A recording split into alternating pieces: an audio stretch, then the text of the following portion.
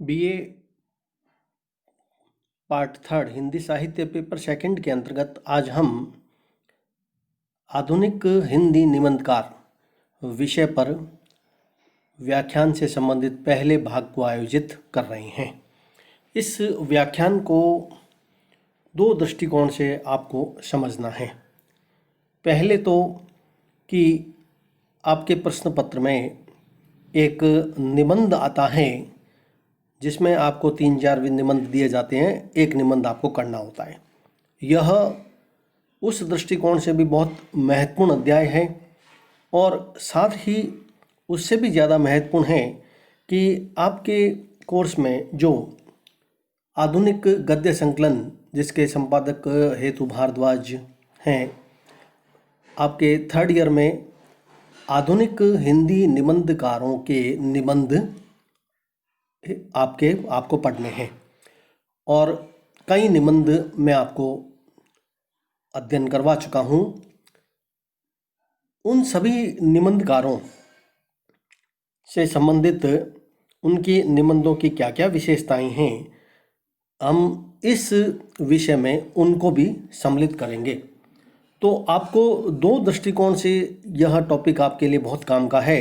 एक तो प्रश्न पत्र में जो निबंध आता है उसमें एक आधुनिक हिंदी निबंधकार से संबंधित यदि विषय पर निबंध आता है तो ये पूरा उत्तर काम आएगा। और दूसरे कि यदि किसी भी निबंधकार से संबंधित उसके निबंध शैली की विशेषताएं यदि आपसे पूछते हैं जो आपके कोर्स में लगी हुई है, अथवा किसी अन्य निबंधकार की विशेषता भी आपसे टिप्पणी के रूप में पूछ लें आधुनिक हिंदी निबंध के, तो मैं लगभग सभी महत्वपूर्ण जो निबंधकार हैं उनकी निबंध शैली की विशेषताओं से संबंधित इस अध्याय में मैं चर्चा करूंगा। अतः इस अध्याय से संबंधित जो अपने लगभग 3 व्याख्यान होंगे, उन तीनों व्याख्यानों को आप बहुत ध्यानपूर्वक सुनें और अपने सेकंड पेपर के अंतर्गत आधुनिक हिंदी निबंधकार जो लगे हुए हैं उनकी व्यक्तित्व और उनकी निबंध शैली की विशेषताओं को भी आप बहुत ध्यानपूर्वक आप सुने और उसको आपके लिए बहुत काम आएगी।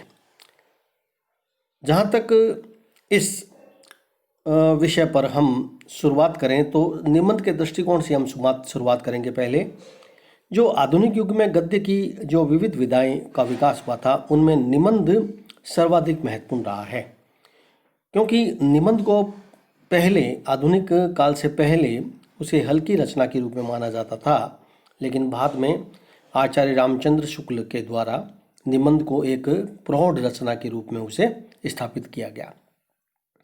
आधुनिक गद्य की विविध विधाओं में निबंध, कहानी, उपन्यास, रेखाचित्र, संस्मरण, नाटक, एकांकी आदि कितनी ही विधाएं विकसित हुई थी और इन सभी विधाओं द्वारा हिंदी गद्य का पर्याप्त विकास हुआ था।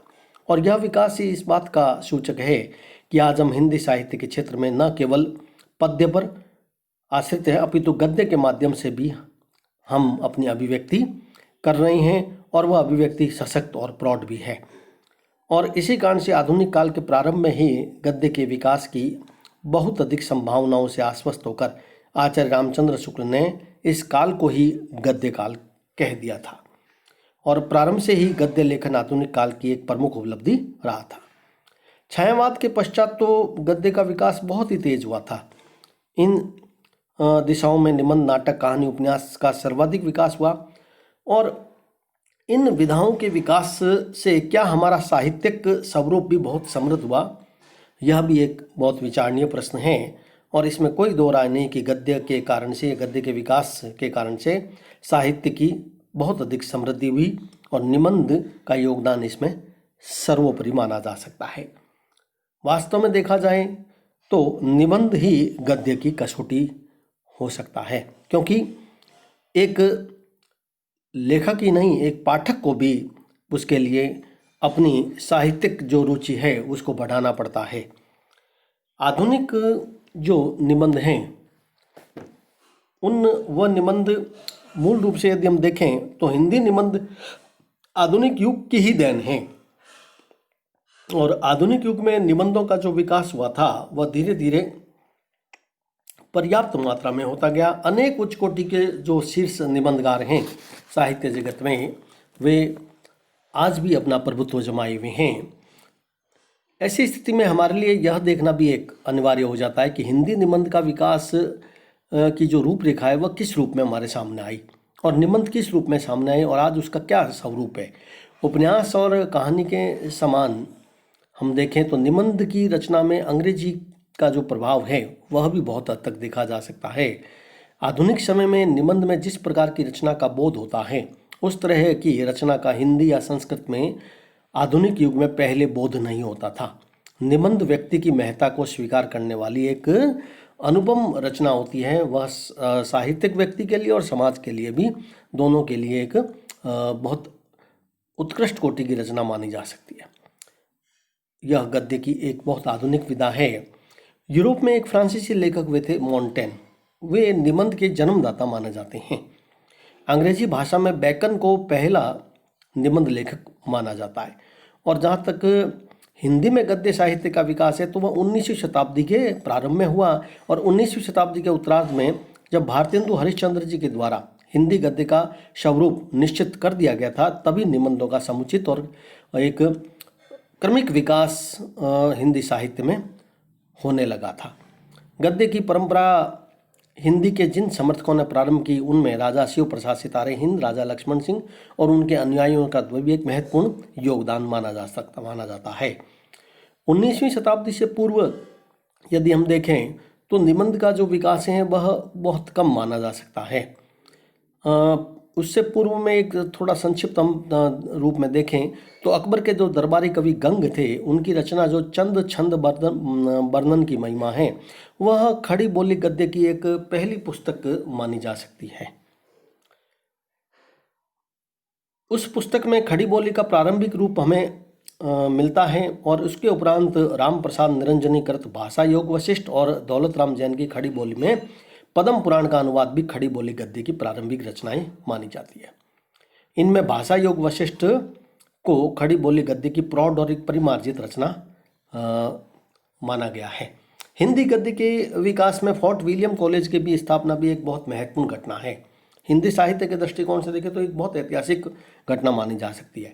इस कॉलेज की स्थापना 1800 में हुई थी और अंग्रेजों की छत्रछाया में ईसाई मिशनरियों ने अपने धर्म प्रचार के लिए खड़ी बोली गद्य का आश्रय लिया और फलस्वरूप खड़ी बोली गद्य बहुत तेज गति से अपने प्रगति के पथ पर बढ़ी। गद्य के विकास में योगदान देने वाले जो महान साहित्यकार हम मान सकते हैं, जो गद्य के प्रथम 4 हम जिनको महत्वपूर्ण लेखक या उनको एक आचार्य मान सकते हैं, उनमें मुंशी सदा सुखलाल, इंशाअल्लाह खां, लल्लू लाल और सदल मिश्र हैं। मुंशी सदा सुखलाल और इंशाअल्लाह खां ने स्वतंत्र हो रहकर साहित्य साधनों की और लल्लू लाल और सदल मिश्र ने फोर्ट विलियम कॉलेज में रहकर कार्य किया था। इस बात को आप विशेष रूप से ध्यान में रखें कि फोर्ट विलियम कॉलेज की जो स्थापना हुई थी उसमें लल्लू लाल और सदल मिश्र के द्वारा वहाँ कार्य किया गया गंदी गद्य के विकास में। और लल्लू लाल की जो एक बहुत सर्वाधिक जो चर्चित पुस्तक है वह प्रेम सागर है। इस पुस्तक का गद्य तो उत्तम नहीं है किंतु यह पुस्तक बहुत प्रसिद्ध हुई थी। ब्रज भाषा के शब्दों और खड़ी बोली के शुद्ध सतम शब्दों का इसमें मिश्रण है और इस रचना की भाषा कथाकार पंडितों की भाषा है। सदल मिश्र की जो रचना है नासिकेतोपाख्यान में भाषा के व्यवहारिक तथा साहित्यिक दोनों रूपों के दर्शन होते हैं। इस रचना की भाषा प्रभावपूर्ण एवं अतः परवर्ती गद्यकारों ने इन्हीं गद्य का अनुसरण किया था। शुरू में हिंदी में जब गद्य का विकास हुआ और गद्य के इन 4 जो आचार्यों का मैंने आपको नाम बताए, मुंशी सदा सुखलाल, इंशाअल्लाह खां, लल्लू लाल और सदल मिश्र, इसके अतिरिक्त भी धीरे धीरे हिंदी में एक गद्य के प्रति एक जन रुचि का निर्माण होने लगा था। उसमें धार्मिक और जो सामाजिक सुधारक है उनका बड़ा योगदान रहा था। धार्मिक संप्रदाय और समाज सुधारण ने अपने प्रचार का जो माध्यम था उसको हिंदी में बनाया और उसमें उन्होंने कई ऐसे लेख लिखे जिसमें कुरीतियों को दूर करने के लिए उन्होंने जनता को जागृत किया। किंतु उससे हिंदी में निबंध का विकास बहुत तेज गति से हुआ। ईसाई धर्म प्रचारक के साथ साथ आर्य समाज का प्रचार भी बढ़ा और आर्य समाज के विद्वान प्रचारक महर्षि दयानंद सरस्वती ने अपने सत्यार्थ प्रकाश ग्रंथ की रचना खड़ी बोली गद्य में ही की थी तथा पंजाब और अन्य अनेक प्रांतों में आर्य समाज का भी प्रचार हुआ और वह उससे हिंदी जो गद्य है और निबंध है वह बहुत तेजी से विकसित हुआ। और उनके इस प्रचार के कारण से अहिंदी भाषी क्षेत्रों में भी हिंदी की लोकप्रियता बढ़ने लगी थी। श्रद्धाराम फुलोरी ने भारतीय दर्शन के कठिन तथ्यों का सुबोध और लोकप्रिय बनाने के विचार से अपनी प्रौढ़ हिंदी गद्य रचनाएं लिखी। आर्य समाज की जो प्रतिक्रिया स्वरूप सनातन धर्म के समर्थकों ने सनातन धर्म की स्थापना की और हिंदू धर्म के सिद्धांतों को व्यवस्थित रूप से उन्होंने भी गद्य में ही लिखा था। कहने का तात्पर्य यह है कि जो धार्मिक और सांप्रदायिक या जो भी समाज सुधारक हमारे सामने आए हैं, उनके कारणों से हिंदी में जो गद्य विधा है और उसमें भी विशेष रूप से निबंध, उसका बहुत तेजी से विकास हुआ। कलकत्ता से प्रकाशित जो उदंत मार्तंड है, जो हिंदी का प्रथम माना जाता है अखबार, काशी से प्रकाशित बनारस और हिंदी विद्वानों के सहयोग से प्रकाशित सुधाकर, जो ये जो पेपर थे, इनमें परिमार्जित व खड़ी बोली गद्य के प्रचार का एक स्वरूप भी निश्चित होकर हमारे सामने आया। अब तक के इस पूरे विश्लेषण में मैंने आपको स्पष्ट किया कि भारतेंदु युग में जो जन रुचि, नवजागरण और राष्ट्रीय चेतना से जो प्रबुद्ध हुई थी, उसमें हिंदी निबंध बहुत तेजी से बढ़ा और भारतेंदु का युग का उदय भी इसी पृष्ठभूमि से हुआ था।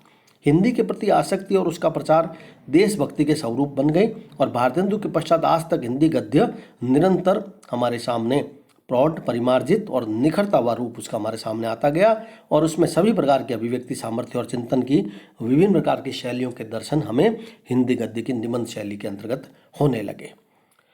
अब हम इस विषय में जो आधुनिक हिंदी निबंधकार हैं, उन सभी निबंधकारों को एक एक करके हम उनको लेंगे। तो इस व्याख्यान के पहले भाग के अंतर्गत मैं यहाँ तक जो विवेचन किया है, उसमें आपको भूमिका के रूप में इस तथ्य को बताना है इस उत्तर में कि जो हिंदी गद्य का जो प्रारंभ है और तत्पश्चात हिंदी निबंध का जो एक उद्भव है, उसका जो प्रादुर्भाव है वो किस तरह हुआ, उसको आप उसको पूरा विश्लेषण करेंगे और उसके पश्चात ही आधुनिक हिंदी निबंधकारों की हम चर्चा करेंगे।